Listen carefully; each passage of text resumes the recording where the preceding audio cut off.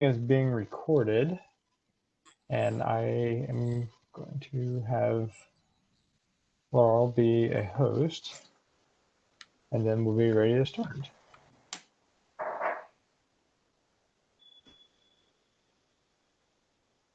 Excellent. So, Laurel, you're now the host, so if Anna joins, you'll have to add her as a panelist. Aside from that, I think we're ready to go. I believe everyone who is on here today has already been a part of a previous charrette, so I won't go over too much of the kind of the standard background information. You're already aware that this is one of a series of video conferences that we're having.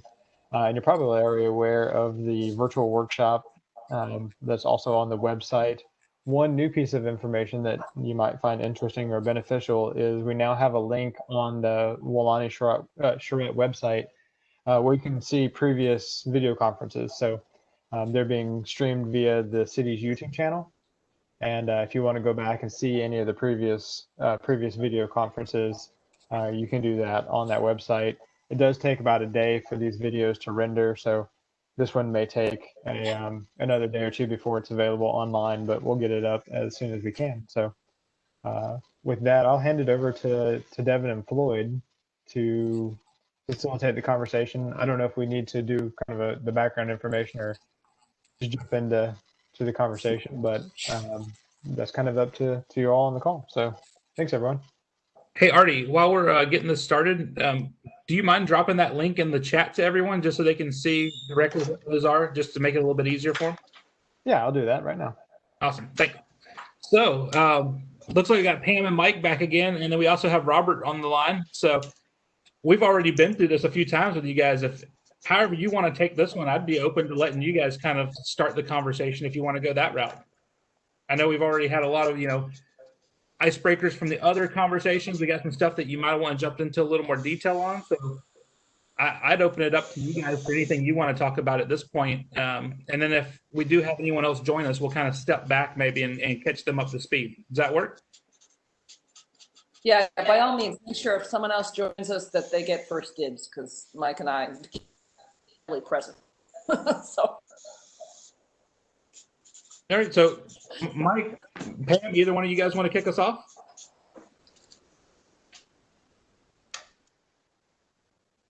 And if you, there you go, Mike, you got it.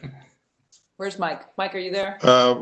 One thing I was wondering the other day, toward the end of the meeting, but we were other paths, so I just didn't want to broach it at the time. But I'm just curious about how the PUD process is actually going to work. I mean, as far as when do you start platting portions of the land? I mean, we look at all these different areas in this arch, which are, they seem to be kind of divided according to, or they potentially could be divided according to how the natural resources, because you see big land that are the orange or yellow color, and then you got the the wetlands and stuff in green. But I wonder who determines that, when do, I mean, and how's that process work?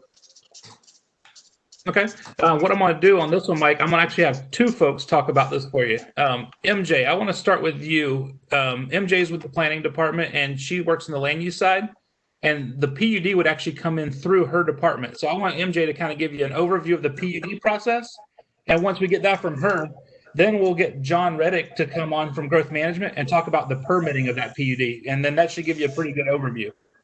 That sound good? Sure. I think part of the question, though, is who determines where the PUD is and its shape and its size, right? I think that's part of what Mike's asked.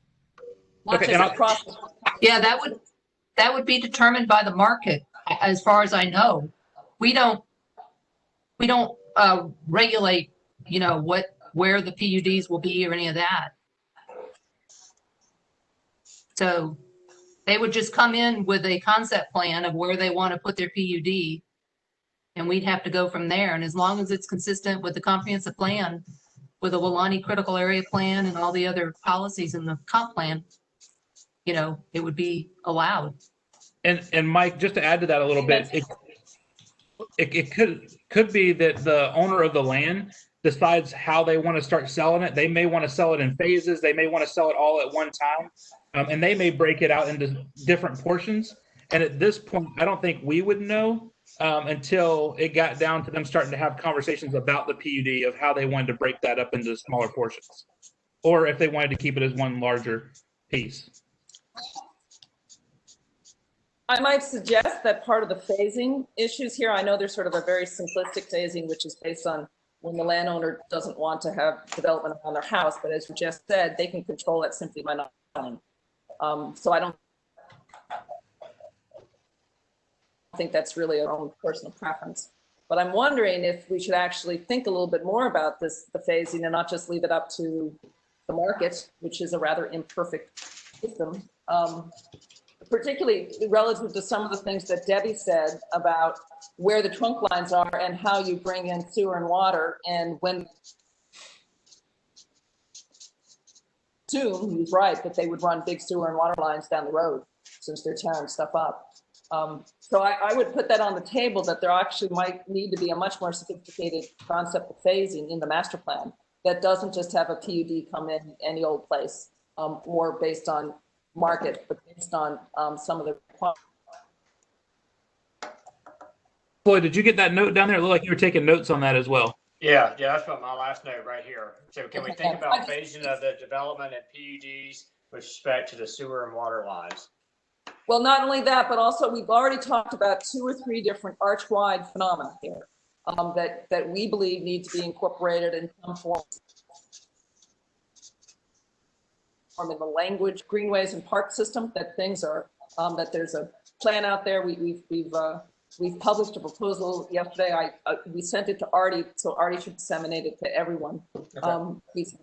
We sent it to the commission. We started up there, and then Artie was the one in your group that got it. But we see some of that, some portion of that as being an important part of the.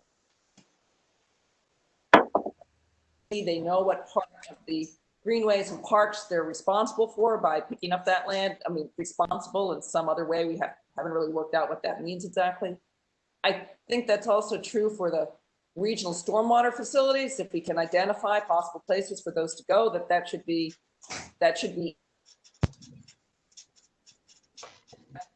And to Mike's favorite topics, as he keeps reminding us the importance of some of these community services, particularly like the schools and firehouses and things like that. Not that we can say where they're going to be, but there's an accounting system.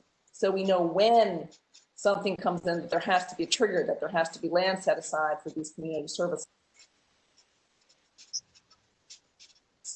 That's a part of phasing. And we can write the master plan so it's all in place, and that's in place, but we also want to make sure we're not so detailed that it's impossible to do some of the flexibility that comes along with good planning at the PUD level.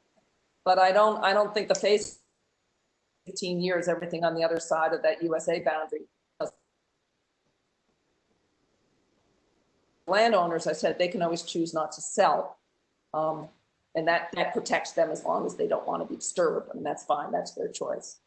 So I really think it's important that phasing the PUDs be considered in some fashion, that you guys control to some extent where they can come in first based on some of it's a master plan, so people who buy the land know what they're headed for. But the road and the sewer stuff that has to be built before the PUDs can function, that might be more important to incorporate in actual phasing for PUDs. Okay.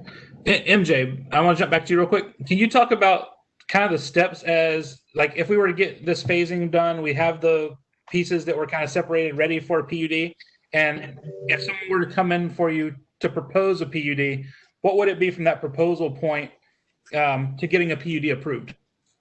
Yeah, so you would submit the PUD concept plan to the planning department. And then we would schedule it for a review by the development review committee, which are representatives from utilities, growth management, traffic engineering, and the planning department. Those staff, pardon me? And school board. Oh, and the school board, I'm sorry. So those staff members would review the concept plan to make sure that they met all their regulations and requirements. And then we would, have a development review committee meeting where they would make a recommendation. Then after that, if it's recommended to go forward with typically with a conditional approval, because everybody has conditions, it would then go to the planning commission, which would be about a month later after it was approved by DRC. And then the planning commission would review and make its findings and then make a recommendation to either the city or the county commission for approval. So it's typically about a 3-month process if everything goes well, if there's no holdups for any reason. Okay. And so MJ, at the point that the PUD gets approved, or once it gets approved, it gets its conditional approval, they meet those conditions, it goes to the commission approves it. That now becomes the zoning for that piece of land. Exactly. Okay. And from that point forward, then it would move to growth management, correct? And then growth management from that point would handle any permitting or development that happened through that PUD. They would be the ones that enforce the PUD. Right. Depending on what the projects are, if it depends on if they're just doing a plat as part of the PUD, then growth management would head that up. And or site plans. Okay. I mean, we would handle the PERT being growth management. Oh, sorry, Pam, you got something? I'm just making sure I understand. The PUD is the zoning. Right. Yeah. Correct. So is there PUD itself is the final zoning? Is the PUD the final zoning? Yes. Okay. Yes. Okay. And then everything else from that is essentially site planning. Is that what I just heard you say? Yeah. Yeah. Site And Planning or flats. Yeah. Mike has a question as well before we get too much further, John. Yeah. Mike, go ahead, unmute yourself. I'm sorry. I guess it sounds like the PUD is the zoning then, right? I mean, it's not like the landowner is going to decide we're got 500 acres here that we want to sell. I mean, they could decide that, I guess, and then somebody could start bidding on it or showing interest. But at this point, it's just all up for grabs whenever the landowner gets an offer. And I mean, is that right? As far as I know, that's correct. So there's 1,000 acres in the heel that is not. It's master plan. Right. But there is no master plan for this is going to be a section. This is going to be another section, and like I guess we can get back to this unless there's more that we need to hear about the planting of the land, but and the sale of it. But the thing that I am concerned, I was a school teacher for 30 years, and I've talked to school board member Roseanne Wood. Actually, she and I worked together for 27 years, so of that 30 years that I was a teacher. But I've been having a hard time getting a hold of the superintendent or even the facilities director, Danny Albritton. I mean, I know they're real busy right now trying to figure out how to open schools, but I'm real concerned that we're not going to have a plan, a definitive plan for the schools that need to go in here eventually. If we're going to talk about 50,000 plus more people moving into this area, which is already the most populated part of the county, the northeast sector. So I guess that's my question is, if I know that in the canopy they had what was it, 10 acres that they were going to use for an elementary school. Mm-hmm. And then they sold it back and they used that money. It was like a couple $100,000 that they used to help more get ready for more students coming in on an immediate basis. And Artie kind of alluded to this, I think in the last meeting or the meeting before, that there's a 5-year thing. If they can't build in 5 years, and that puts the school board in a pretty strange position because School board is what happened. yeah, well, they've got a 5 planning with their budget, but it seemed like if they didn't build that in 5 years, according to what I got from Roseanne Wood, was that if it wasn't going to be built, they had to sell it back to the developer. Is that right? Artie, do you know about specific details on that? I'm not party there. But I don't think they have to sell it back to the developer. It's at least not in this kind of situation. I know, like if we look at the southeast sector plan, the comp plan actually called out, just reserving space for schools. Um, it I know the kind of the amendment that we have going on right now is removing one of those because the school board was not interested in kind of that second site. And so kind of their But Artie, request for not, but it doesn't mean that, we have to set aside a specific area now, and then if they don't build in 5 years, that goes away. Did you have a question, one of the Pam? problems, that was one of the, but that was one of the problems the school board cited, was the agreement to get the land donated for the school required them to build in 5 years. So the donation was not sufficient. It wasn't sufficiently flexible and open donation to actually accommodate the ways in which schools work and the way in which we fund our schools. So land is not a donation at all. The schools couldn't act on it that fast.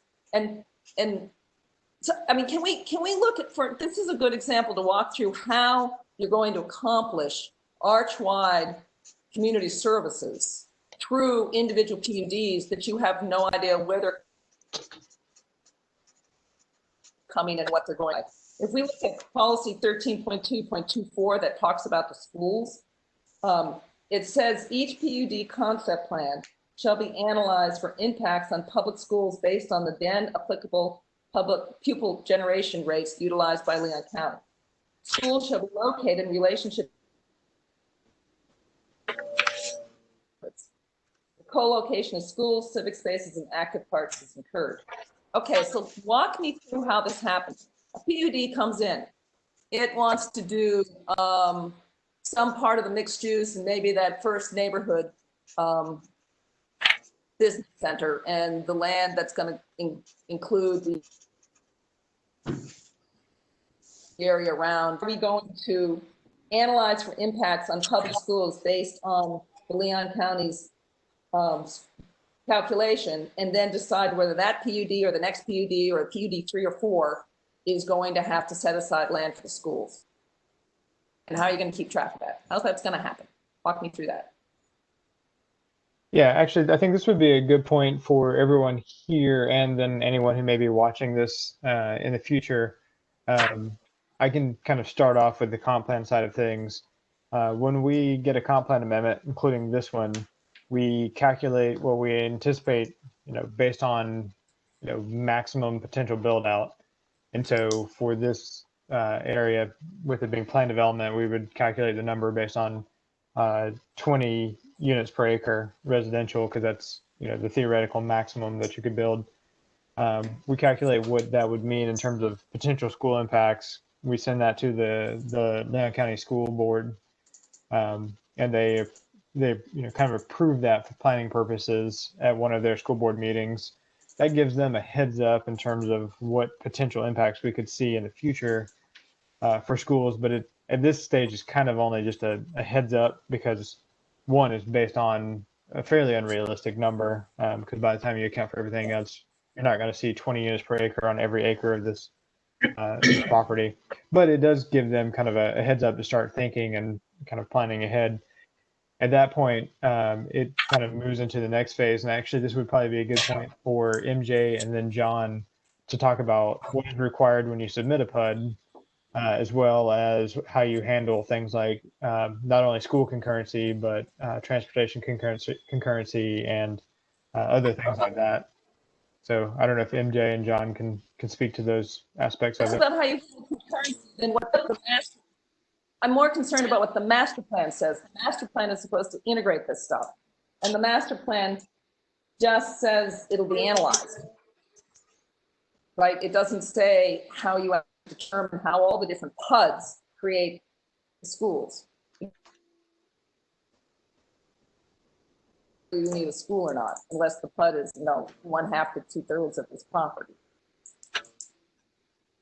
But it's not just how concurrency works. How's it going to work in this case, relating the master plan to the PUDs to end up with schools that the whole arch wide and heel and toe, because this is all connected, is going. You keep breaking up, Pam. Pardon. Sorry. It may help if you turn off your video for a few minutes and then turn it back on I shall. and see if that helps. Okay. Can you ask your question again? Okay, what I don't want, I'm not trying not to think theoretical here. Given the PUD that comes forward, the fact that we have the toe and heel and the arch that are all one, they're all Welaunee, even though we're writing separate master plans. The community services are going to cross these boundaries and incorporate all these areas. How are we going to end up with the appropriate mix of school donated to the school boards in order to accommodate this? Because these are community services that the community, the owners of the property, not the landowners now, but the guys who build, PUD guys, the developers, are going to benefit from the school services. I want to understand how we actually go from language that says vague as analyze impacts, and we have no idea where they're going to go at any given time, to end up with an arch-wide, consistent arch and heel and toe wide, consistent, available lands for schools to be built on. How's that actually happen? It may help for MJ to explain how it would happen kind of under the current situation, and then we can discuss what suggested changes you may have. Okay, So, good idea. when a PUD comes in, they have to do a school impact analysis form that we send to the school board. They take to the actual school board and vote, and they do a concurrency analysis to make sure that there will be school space nearby for these students to go to. If there's not, then they will inform us and the applicant that something will need to be done to reconcile that. MJ. Can I chime in on Isn't that this a little bit? bit like the de minimis though? So, I mean, that's how the current process works. And I think maybe Pam's asking if there's, beyond analyzing capacity in existing schools, if there's an obligation for a new school to be incorporated into our development. How would come that day? What time that day? yeah, John, I'm also worried about they come in and they say, oops, sorry. I'm sorry, guys. You guys, my IT is obviously slow here. You're breaking up on me, so I can't, whether I'm interrupting. Pardon. But like I'll say, for example, this one again, I got into the sort of the last call last week, is that it's a little unique because I don't think we know yet whether it's going to be a single PUD or multiple. But like in the case of, let's say, Canopy or even Southwood, those sorts of details are dictated by the either a development agreement with terms of Canopy or the DRI in terms of Southwood, where whether it was the actual PUDs came in as a single one or multiple, they're having to follow that. And like for in the case of Canopy, we had, so again, to Andrew's point, sort of laying out how we've done it now, not necessarily saying perfect replica here, but maybe a good opportunity to figure out and move forward for this. But for like Canopy, there's already sort of a unit breakdown where you said you have a neighborhood center that's unit 3 and these other areas are unit 5, and residential, things like that. The development agreement will say in unit 3 is like we have a senior center, is they're obligated to set aside a 3-acre area when that comes in for development orders set aside for the city to use for construction of the senior center. And so that's sort of already laid out. Let's say a PUD can use for that, just have to unit, and that PUD would incorporate that language as well. And then what we do is our level of, let's say, leverage to make sure that we're getting out of it would be through the, we're not issuing any development orders, whether it's site plan, subdivision, things like that, until we received it. And so basically all of that sort of interlocation and negotiating that started before they even are coming in for basically at a higher level above the PUD, I would say. So that's a scenario then where instead of incorporating like a master plan here, it sounds like that's sort of, already you correct me, this is my own ignorance, but maybe that's sort of running parallel to what like the DRI is for Southwood, is that's sort of a step above where the PUDs can come in multiple in one large thing, and that these requirements are still going to be integrated into them by way of it. I don't know if they just muddied the water with You broke up quite a bit. Well, I'm probably breaking up on you guys, but did I hear that there's a higher level than the PUD? Because Southwood came in as a DI, it was right. And that's not happening here.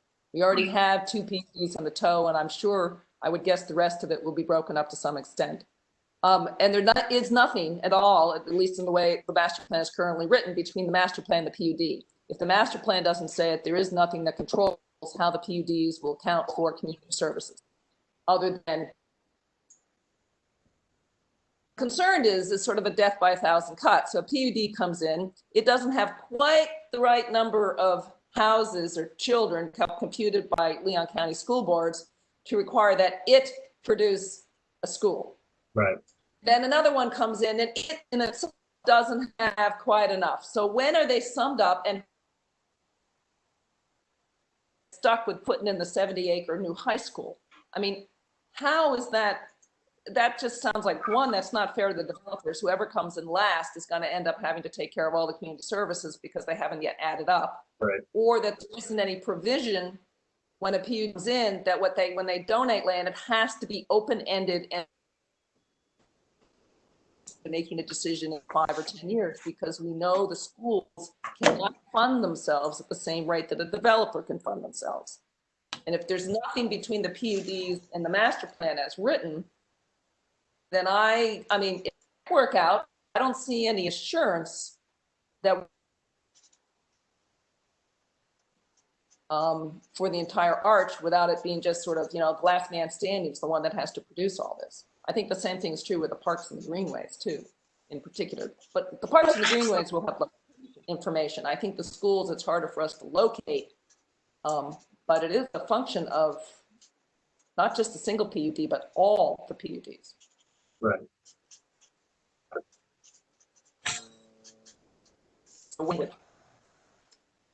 Accounting language. It's an accounting system too. Yeah, could I chime in? For Mike. I agree with what Pam's saying. That's been my thing that's perplexing to me. If we're talking about a master plan, it seems like, I mean, Roseanne in the conversation we had was saying that she thought, and this was not exact, but that you would need about 60 acres for a high school, about 40 for a middle school, and probably 20 for a elementary school. And it seems like if you're going to have a master plan that's truly working for the eventual completion of this project, that it shouldn't be something that's an afterthought, but a forethought of where would be the best place to put this county-wise and school-wise, and take that land off the table as far as being for sale and hold that in perpetuity until it either presents itself that this is something that is never going to be needed, or something that is eventually needed. But if every time a new piece of the puzzle is coming up and the county has to operate on a 5-year plan where their budget for a big project like that, because it's not cheap building a high school or middle school, it wouldn't be on the west side, I wouldn't think, because Montford's right there already on the cusp of this project, and it's already full pretty much. They're having to add to be able to add the impact. So eventually there's going to need to be a middle school. It would probably need to be up here in the arch somewhere. To what we're trying to avoid. What we're trying to avoid, Artie, is urban sprawl down the road, to where this is not made a provision for this to actually happen. That's feasible in the rollout of all of it at different phases, and then the only place for it to go would be across the street of Roberts and Crump to invade the rural area. So, I mean, I don't know. It seems like why not figure out where would be the best way for kids to be able to ride their bikes maybe to school, especially in elementary schools. The amount of kids, you know, to deal with the transportation thing and really integrate it into a workable plan that it seems to be productive down the road. You know, look ahead, not as each piece comes up, try to figure out, well, is it time to do this or not? If it's not time, then you're just kicking the can down the road as far as I can see. Artie, with your discussions with the school board so far, has any of that come up on their end, looking at it as a larger piece? Not yet, because everything's been pretty conceptual to this point. One of the things that, admittedly, I'm going to have to do a little bit more research on is kind of legally what can we do? Because I know state statute talks about different criteria and the methodology for school concurrency and things like that. And what we can't do is, you know, propose something that is a new system that I think we're zooming into the map pretty quickly. Yes, sorry, Stan started collapsing on me. Gotcha. Guys. But you know, we can't create a new system just for this area that is different from how we would treat other developments elsewhere in the community if it's outside of the way that Florida statute defines these things and our local code kind of requires things. So I understand, but I have to do some research.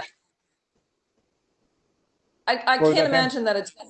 I don't think what we're talking about is going to violate any existing rules. I would say that there's a couple things.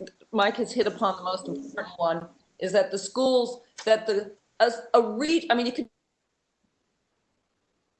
expected to be developed, not a specific site, but a region in this 4,800 acres.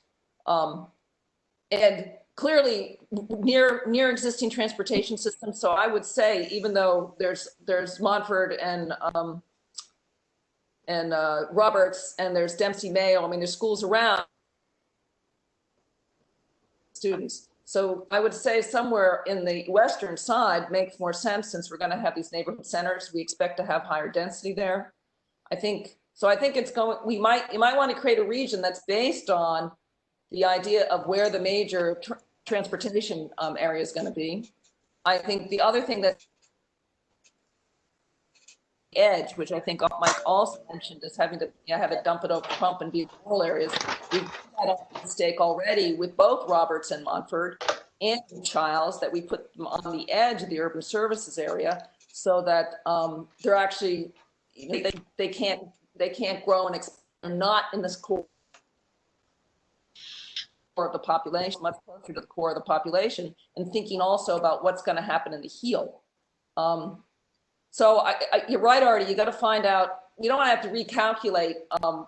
Well, I don't know how you're going to do the accounting. I think the accounting is really important, because you don't want it to end up with the last PUD is the one that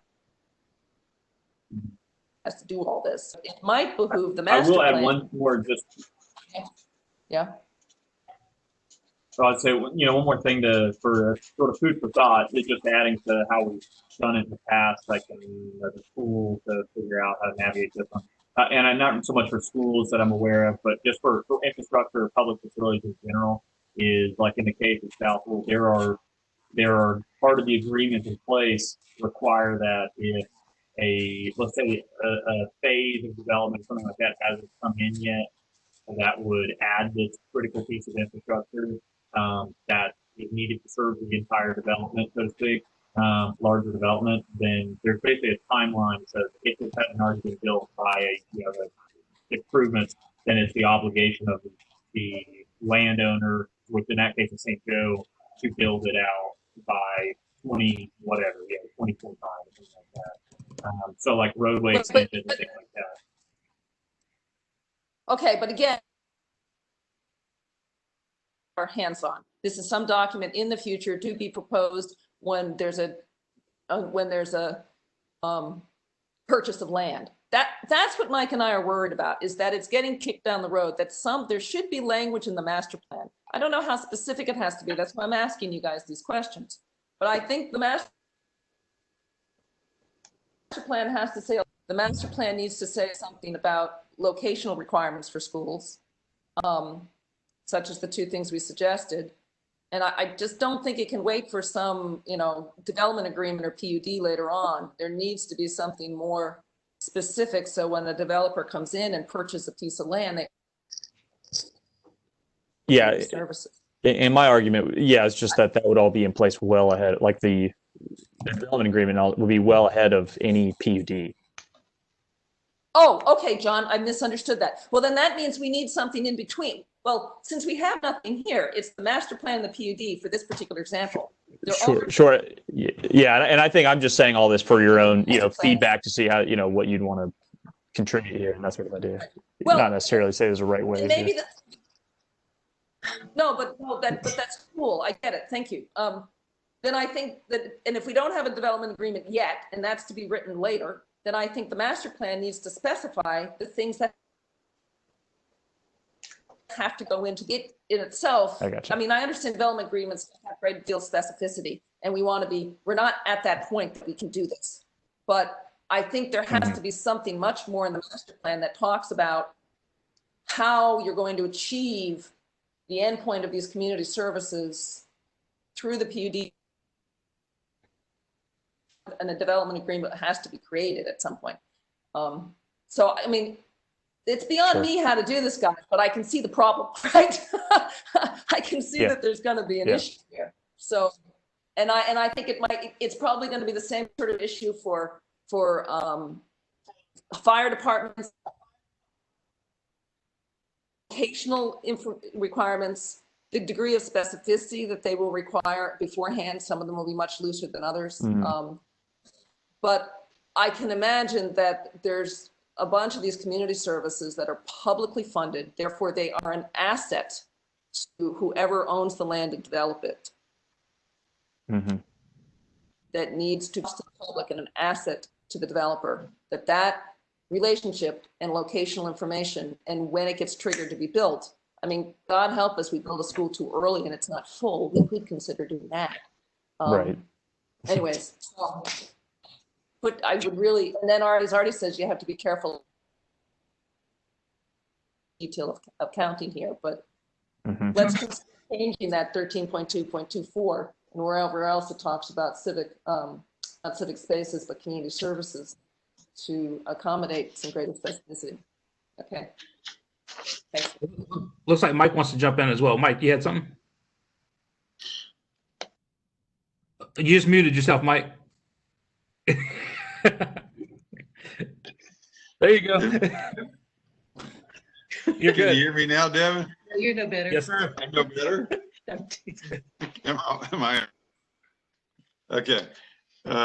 Live and I have a hard time differentiating, the same thing would apply to active parks, where are those going to be, going to be responsible for that. And the Emerald Fortress, that should be something that a developer just doesn't even have to consider because it's already protected. It's already been mapped out, and in spaces, it may need to be buffed up. I don't know. I mean, one of the things is when we talk about the map, for instance, I can't imagine that this dotted line all the way around it for the greenway is already perfectly in sync to make this nice differentiated thing, because every piece of it to be different, I should say, and I kind of got jumbled in my word, but it seems like that should be something that shouldn't be an afterthought. It should be a forethought. That should be work in the works already, and the whole thing with the protected lands as well. These things should all be accounted for and planned and to make it really work. It seems like that would be planned in the text. Planned in the text, and also, even on the map, I would think. But I may be in La La Land because that's where I live most of the time. No, you don't. Well, so we have a we had a conversation with Autumn about the greenway, the trail, the greenway. And it's not a greenway that they're considering. They're just talking about the trail, a 12 to 15 foot trail. They don't have any place to put it except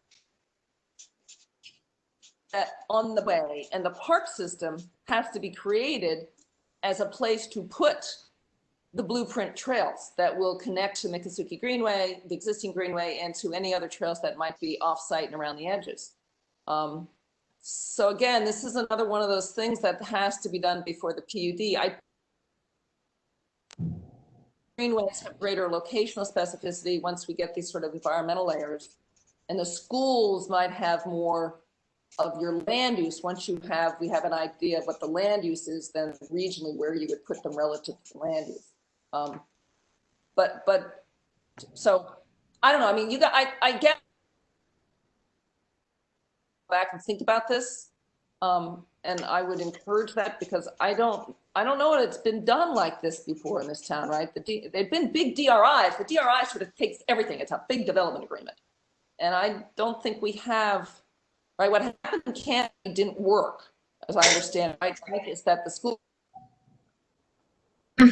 board said it wasn't big enough for any of their 3 categories, and second of all, they were required to, if they, I don't know, if they took ownership of it, I think it was donated to them, but they had to build in 5 years, and that doesn't fit any of the school board's capacities either. So we know right then and there we have some minimum, that we have minimum.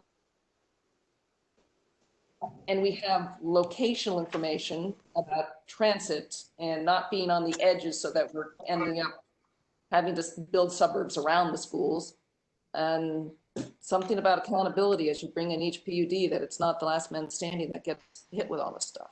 So go to it.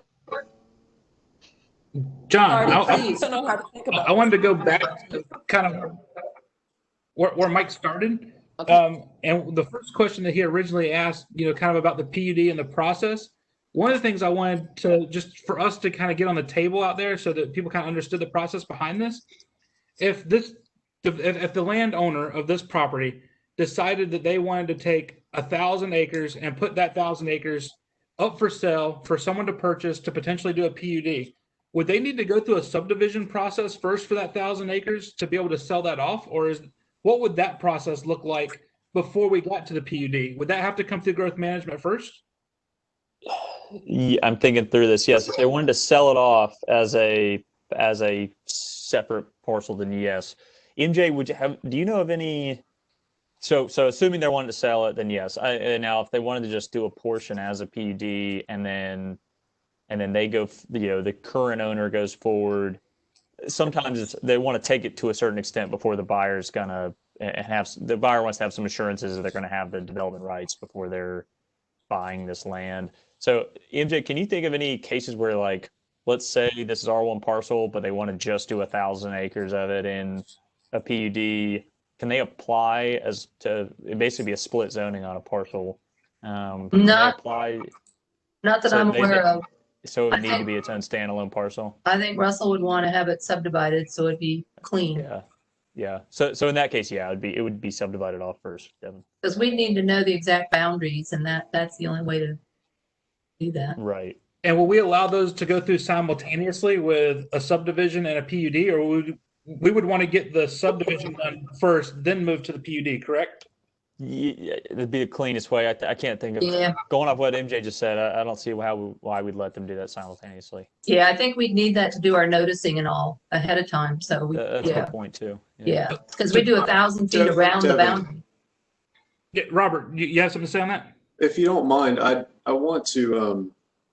I just want to chime in and make sure we're not getting ahead of ourselves and what's going on here. I mean, we've been talking. I believe there's a lot of presumptions being made about this property being sold off in small pieces, or PUDs coming in 4, 5, 6, 7 PUDs. A good example would be Southwood, which is 1 PUD for the entire development. I think we need to be careful with presumptions about how this property will be divided or sold or developed other than the single phasing requirement that's in the master plan current, in the proposed master plan currently. I also wanted to touch on something that's already brought up, that schools and all other community services have very well laid out standards in Florida statutes on how concurrency works, how impact fees and other ways of accommodating those type of services work. And there are options for saying in the master plan that these will be considered, but at the comprehensive planning phase, it would potentially be putting the cart before the horse to say where specific facilities should be located without going through that impact fee or concurrency process. And I've worked on lots of these comprehensive plans around the state.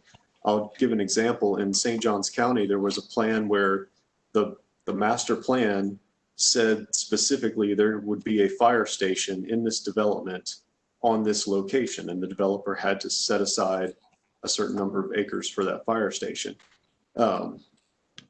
And that was at the PUD stage, was when there was a controversy because the developer was trying to move forward with a PUD, but the fire department and the county did not want the fire station at that point, but it was in the master plan that they had to have a fire station. That can cause problems down the road because yes, these are publicly funded facilities, but they're also publicly maintained. So if we put a spot that says a school has to go here before the school board goes through their analysis of how many students they need, where they want a school, what their future outlook is, then we end up with a situation like we've seen in other places in our community where the school board doesn't need that facility at that time, and we have to go back and make amendments that were unnecessary in the first place. So I encourage the idea of looking back at our policies here, the policies that are in this master plan, and consider what are the next steps that have to be done, but also taking into consideration that putting specifics in stone in the comprehensive plan phase could burden our public systems like the school board or the city down the road with facilities that they haven't done the analysis to do, and the analysis is dictated in Florida statute when that happens in the process. So I think those are just the two considerations from the discussion so far.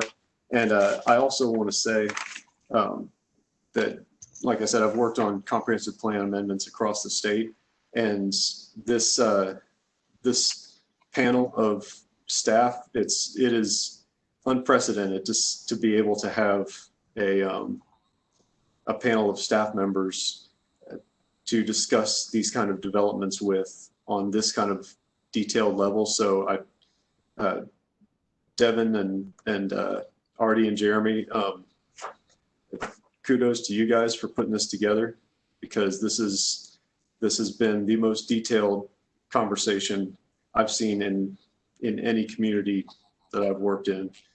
So yeah, good job on that. And I'll pass the mic back, but I just wanted to put those considerations out there. Sure. So, Robert, to your points, I don't think we're being too specific. I think comp plans have locational information. They don't say exactly where, but they say the types, things like at the intersections of certain road levels. So we're not talking about locating a spot of land, but locational direction based on the needs of a school. I think those are very appropriate for comp plans, and they're in many locations in various comp plan amendments. I think the other thing that I mean, this is the very problem we're having here. We can make no presumptions. I don't know that it's going to go out as 4,800 acres. I don't think so. Maybe not. But since we cannot make any presumptions, we have to somehow accommodate all possibilities. I would not expect it to go out as a bunch of 100 acre acres, 2,000 acres or something like that. But who knows? I mean, since we're left with no information, no direction about how it might subdivide, then the master plan has to think about all the ways it can happen. So it would actually really help to know a part of the landowners, or if they're willing to consider having a certain type of parcelization be considered. I think the phasing that they've asked for, as I said, I think that's a phasing that accommodates their particular desires to not have development around them, which is fine. But they can control that by when they sell. How the comp plan would work for the purposes of public understanding what gets built here. But clearly, the master plan could build that in, but by not providing any direction at all about how it's going to subdivide, it makes it really hard to figure out how to write this. And on the third thing about the panel of staff, I remind you, this is a city amendment. So it has to be city staff, city and planning staff that produce this. And yeah, it's really nice to have a wide range of expertise to do this. I don't, there might be areas where we can designate regions where you would expect a school to show up, or as I said, locational policies, but not specificity on the exact acreage. So we're not doing that. I mean, I think talking with Mike and I and Keep It Rural, we've written a bunch of comp plans too. We've been doing this for a while. Not having any idea how the landowners want to do this, other than that they don't want their own particular home to be built around, which I understand. Then you're sort of leaving it up to us have to assume any possibility. So maybe there's some discussion here about really do more sophisticated phasing in terms of what port now and forever and 2,800 acres later, which I think is where the boundary exists for the 15 years. And with no discussion about when the HEAL or the COTs, that would be COTs' responsibility when their portion of it comes in. I think the phasing is a complicated question, and it might if we knew how to do it.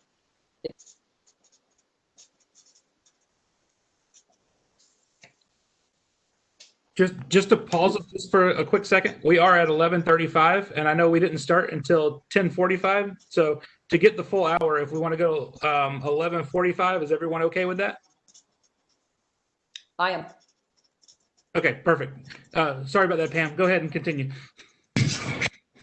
Well, I can jump in real quick and say the phasing that we currently have proposed is something that I based on where the water and sewer lines are closest to the property now. What we wanted to see was kind of an incremental movement of where the infrastructure lines are, and not see the water and sewer lines kind of be spread across to the other side of the property, the easternmost side of the property before the western side develops, because we wanted to kind of build off of where that infrastructure currently was, and not run a lot of unused infrastructure, kind of this idea of like not having abandoned infrastructure. And also with Welaunee Boulevard being kind of the main transportation hub for this area, wanted to see the development occur there before it occurred on the more eastern side of it. So the phasing, when I put it together, I didn't really account for where the property owner lived, though it happens to be that he lives on kind of the middle part of it. But what I ended up really kind of basing it on was existing infrastructure and planned infrastructure versus kind of future infrastructure that will be planned more later. And we can refine the phasing some more, but I just want to clarify that that's kind of the rationale for the phasing that I put in place. Okay, thank you, Artie. So then the coloring.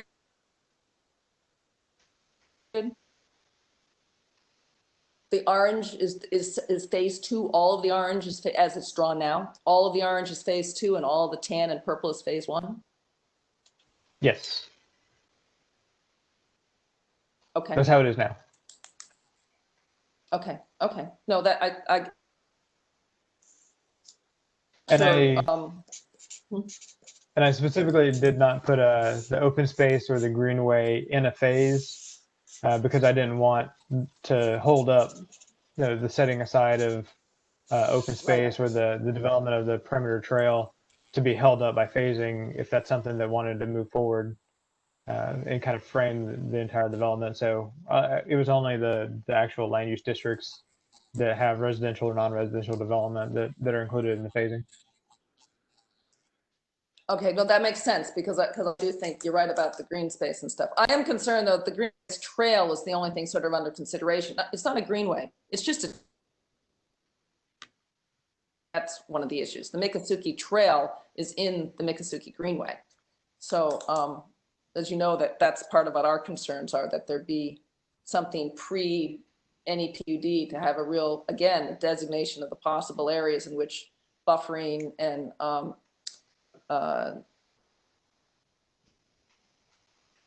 don't see this necessarily as something that comes out of landowner donation. That's not what I'm talking about. I'm really talking about that being part of when you buy a PUD, when you buy land, that you know what sorts of things you're going to be responsible for putting on there. And for instance, when you do the, oh, that's a question for guys. I don't know what it is in the city. Proportion of it that's supposed to be in open space. And what would that be in this type of zoning category, if it exists?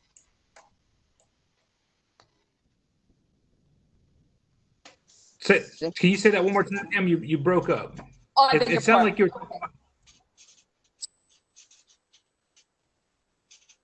A site plan. There's a certain proportion of it that has to be in open space, and that open space is defined many ways, and there's a priority of conservation and preservation features that go into those open spaces. So you have a minimum open space requirement. I got you. So what, John, you can respond requirement on the city for this type of thing? Yeah, thank you, John. Sure, and I'll again, there's multiple ways it's been done, so I'll refer to how we've done it in the past. Yeah, there are at the very refined level specific requirements for types of developments. So like subdivisions over a certain density have to have, say, like a 40% set aside of open space and things like so. So at that level, regardless of whether it's downtown or here, that would apply. But there are, I think, more what you're envisioning. Like, I'll use the example of Southwood again. There's basically an accounting record of a certain number of acres that across the entire PUD area has to remain as open space. And it hasn't really been a conflict, but it has come into question and never really needed to be addressed. But as to like if Southwood, say, had an area that's had set aside for open space that was just sort of set aside, wasn't really a high value ecological area or ecosystem, and they wanted to put it towards the development, then we would require them to set aside a different area basically for green space. So it's been done at a high level for like the entirety of a master planned area, we'll say, to say a minimum portion of this has to be set aside. And then obviously, you would start with what's the natural features that are prioritized and go from there. But so that's sort of a rambling way to say it's been done both ways. It's done both ways. And I guess I have a question for MJ and John, if y'all want to address it. But my understanding is the requirements for kind of recreation open space and what gets set aside are based on the level of service standards that we have in the recreation open space element of the comp plan, right? Is that how that's implemented? MJ, I'm gonna let you take comp plan question on that. You're muted at the moment, by the way.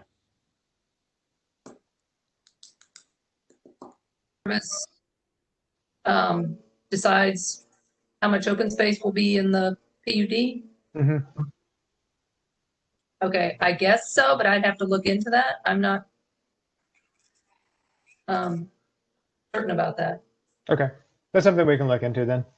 And I'll say, like, for same goes for stormwater, because we've talked about this for having a regional facility. Is a lot of that is serves well to have like these pre-set aside areas as an incentive for developers to know that they don't have to. So if it's already been set aside and accounted for and things like that, and then they don't have to worry about it within their specific project area. Obviously, it's better, for like in the realm of open space for like corridor planning and things like that. But yeah, so it also serves well. Those are the kinds of things that when they're done at a higher level can be mutually beneficial to both the quality of the overall development and the desire for a developer to want to take on a project when they know it's already accounted for. That is to our point. Thank you. That Yeah, there are sure thing. Go ahead. the entire area. Yeah. What were you saying, Devin? Mike had something he wanted to say too. Yeah, before we close, I just want to remind y'all that we're just trying to be help. We're not trying to be persnickety about these things.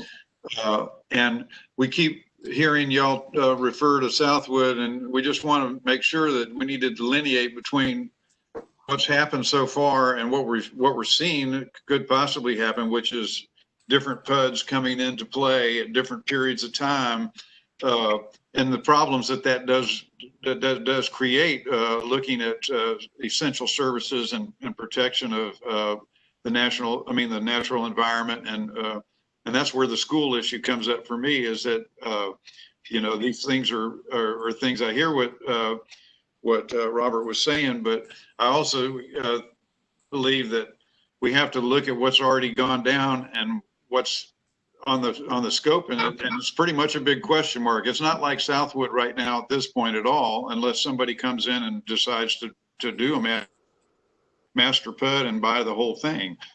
So what we need to do is to look at what's really going on, which is what's happened at the canopy, and how we can move forward in a graceful manner that's integrated, that makes sense. So that's where we're coming from. I don't want y'all to think that we're just trying to create problems here.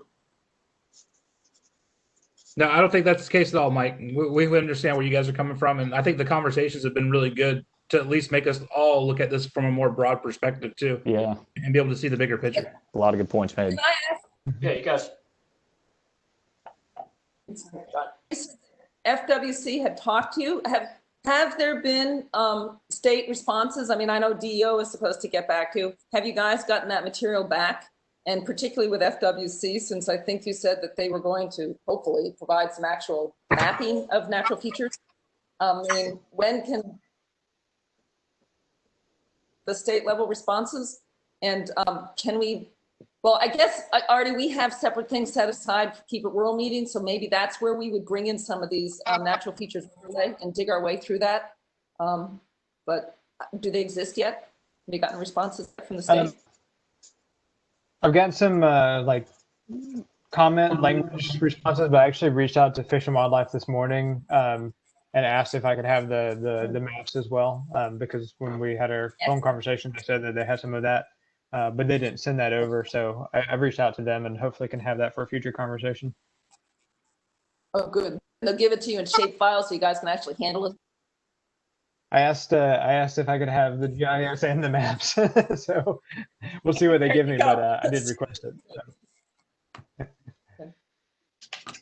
All right, we have hit 11:46, so I want to say I appreciate everybody again being on, and Pam, Mike, appreciate you guys bringing your input. Robert being there to bring some perspective from the landowner side. And again, Artie does have the other virtual part of the meeting up on the website. I think it's in the same link that Artie sent us earlier too. So if you guys fill that out, please go and make sure you do that and share it with your friends too, so everybody knows that that's available for everyone. And real quick, Devin, for anyone who is watching this video later, in case the link doesn't show up, it is, if you go to the planning department website, there's a big banner that says Welaunee Arch Master Plan. Click that. Otherwise, the URL is the https://www.talgov.com/place/pln-Welaunee Arch.aspx. Since we referenced the link, I just want to make sure anyone watching this later can actually find it. So Great. it's easiest if you just go to the planning department website and click on the big banner. Okay. All right. Well, I appreciate it. Good to see everyone, and I'm sure we'll see you on another meeting. Great, thank you all. Good conversation. Thanks, everyone. Thank you. Bye.